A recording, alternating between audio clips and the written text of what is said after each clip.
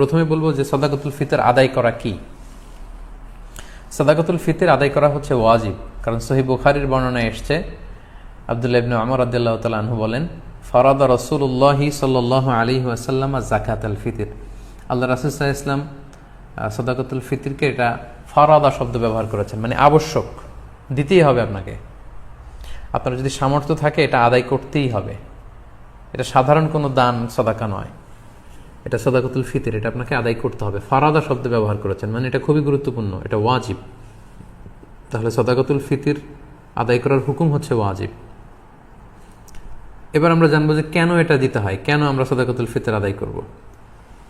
সুনানে আবু দাউদের একটি হাদিসে সাদাকাতুল ফিতর আদায়ের দুইটি সিগনিফিকেন্স উল্লেখ করা হয়েছে। দুইটি কারণে সাদাকাতুল ফিতর দিতে হয়। এক হচ্ছে তুহরাতান লিস-সাইমি মিনাল লাগবি ওয়ার রাফাস।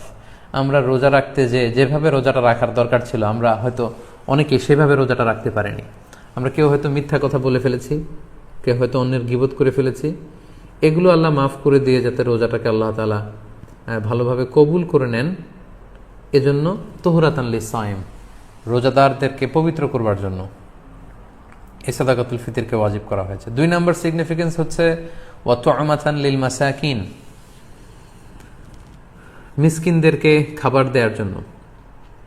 সাদাকাতুল ফিতরের উদ্দেশ্য হচ্ছে ঈদের দিন যাতে কোনো গরিব মিসকিন না খেয়ে না থাকে, তাদের মুখে যেন হাসি থাকে, তাদের বাসায় যেন খাবার থাকে, এই জন্য সাদাকাতুল ফিতরকে ওয়াজিব করা হয়েছে। সহজ কথায় বলা যায়, ঈদ আসার আগেই অসহায়দের ঘরে ঘরে খাবার পৌঁছে দেওয়ার ইসলামী প্রজেক্টের নাম হচ্ছে সাদাকাতুল ফিতর। অর্থাৎ ঈদের দিন যাতে মানুষের ঘরে ঘরে তাদের দৌড়াতে না হয়, এজন্য ঈদ আসার আগে যেন তাদের ঘরে আমরা খাবার পৌঁছে দিই, এই প্রজেক্টের নাম হচ্ছে সাদাকাতুল ফিতর।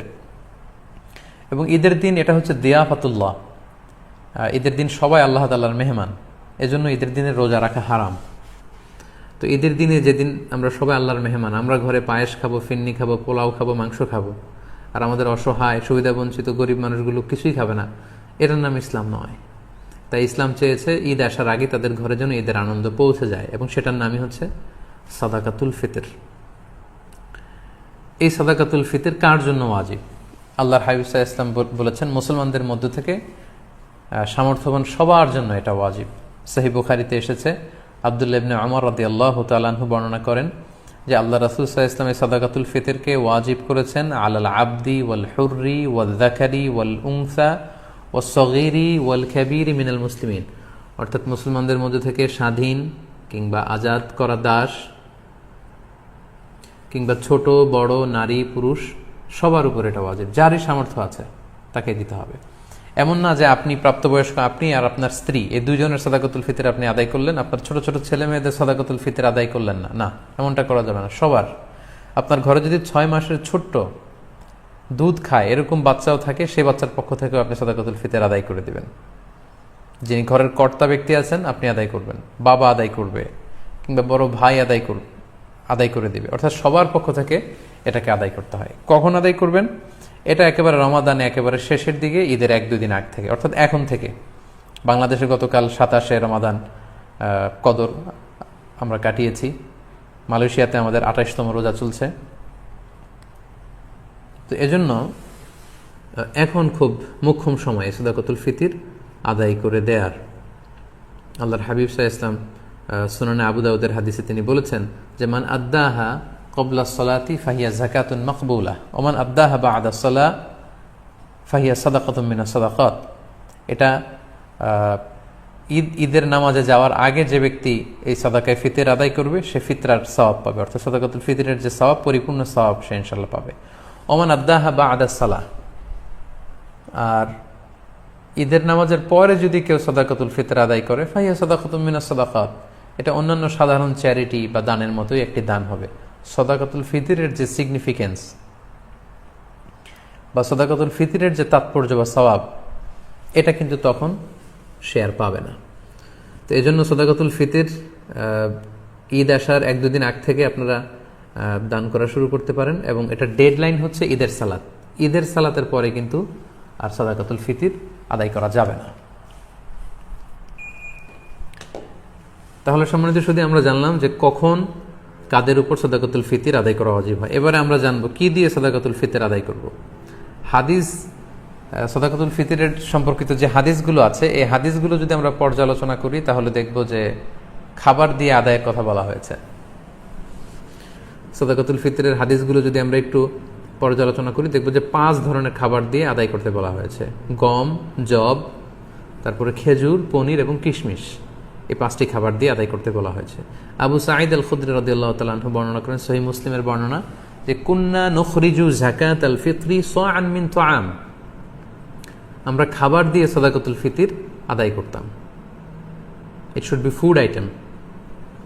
এবং সে খাবারগুলো কি ছিল আমরা বলেছি যে গম, জব, খেজুর, পনির এবং কিশমিশ। কতটুকু পরিমাণ আদায় করতে হবে? 1 সা।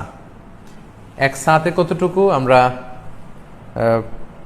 কৃষিজ সম্পদের জাকাত বা ফসলের জাকাতের আলোচনা আমরা বলেছি যে 1 সার পরিমাণ কত, এ নিয়ে অনেক মতভেদ আছে। কেউ বলেছেন 2 কেজি 40 গ্রাম, কেউ বলেছেন 2 কেজি 400 গ্রাম, 600 গ্রাম, 3 কেজি, এবং সর্বোচ্চ হানাফি মাযহাবে যেটা সাজেস্ট করা হয় 3 কেজি 300 গ্রাম পর্যন্ত কিন্তু মতামত আছে। তো আমরা এখানে এটাই সাজেস্ট করলাম যে 3 কেজি 300 গ্রাম পরিমাণ খাবার আপনি সাদাকাতুল ফিতর হিসেবে দিয়ে দিবেন।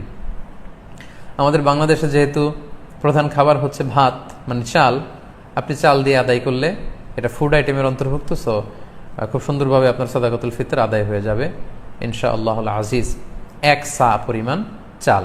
সা হিসেব করবেন কিভাবে? 1 সাতে হয় 4 মুদ। রিপিট, আমি আবারও বলছি, 4 মুদে হয় 1 সা। এখন 1 মুদ কত?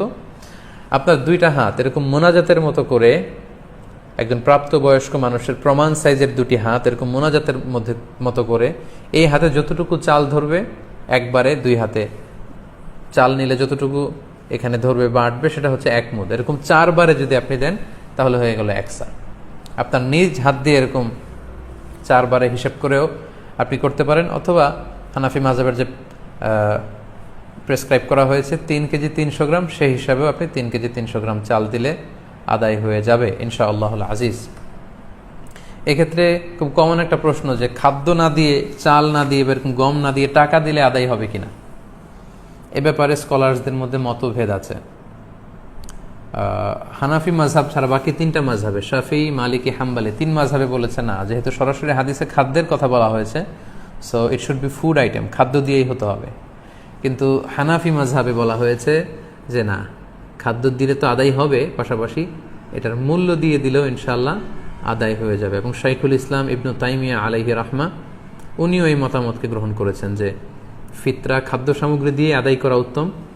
তবে এমন যদি হয় পর্যাপ্ত খাদ্য পাওয়া যাচ্ছে না, কিংবা ঈদের নামাজের সময় হয়ে গিয়েছে, এখনও আমি আদায় করিনি, এখন কোথায় আমি গম পাবো, চাল পাবো, কখন মাপবো, কখন দিব, আমি তখন টাকা দিয়ে দিলাম, আদায় হয়ে যাবে। অথবা গরিবদের মাসলাহা, যেহেতু এটা গরিবের হক, এবং গরিবদের মাসলাহা যদি এখানে থাকে যে তাদের যদি টাকা দিলেই বেশি উপকার হয়, তখন টাকা দেয়াটাই উত্তম হবে এবং দিলে আদায় হয়ে যাবে ইনশাআল্লাহ।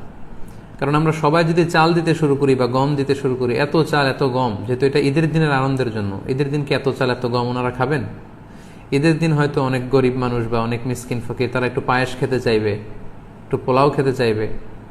সবাই যদি চাল দেয়, এই চাল আবার ওনারা বিক্রি করবে পায়েস কেনার জন্য, ওই চাল বিক্রি করে ওটা টাকা দিয়ে পায়েস, সেমাই এগুলো কিনে নিয়ে আসবে। তো ঘুরে ফিরে একই কথা হলো। তো এই জন্য আপনি টাকা দিয়েও যদি দেন আদায় হবে, এবং যদি গরিবের মাসলাহাত থাকে সেটা আউলা। আমরা অনেক জায়গায় শুনেছি, বিশেষ করে সৌদি আরবের কথা শুনেছি, জাকাতুল ফিতরের বস্তা আছে, আটার বস্তা, এগুলো রেখে আসা হয়, গরিবরা এগুলো নিয়ে আবার দোকানে বিক্রি করে। কয়েক হাত বদল হয়ে দোকানদাররা সেখানে লাভবান হয়, গরিবরা লাভবান হচ্ছে না। আমি বাংলা ট্রিবিউনের গত বছর বা তার আগের বছর একটা নিউজে পড়েছি যে রোহিঙ্গাদেরকে যে খাবার দাবার দেওয়া হয়েছিল, এটা স্থানীয় বাজারে অনেক কম দামে তারা বিক্রি করে টাকা নিয়েছে। তো এই জন্য যেহেতু ফকির মিসকিনদের, অসহায় বা সুবিধাবঞ্চিত মানুষদের এখানে মাসলাহার প্রশ্ন আছে, তাদের যদি টাকা দিলে বেশি উপকার হয় তাহলে টাকা দিয়েও আদায় করা যাবে ইনশাআল্লাহ।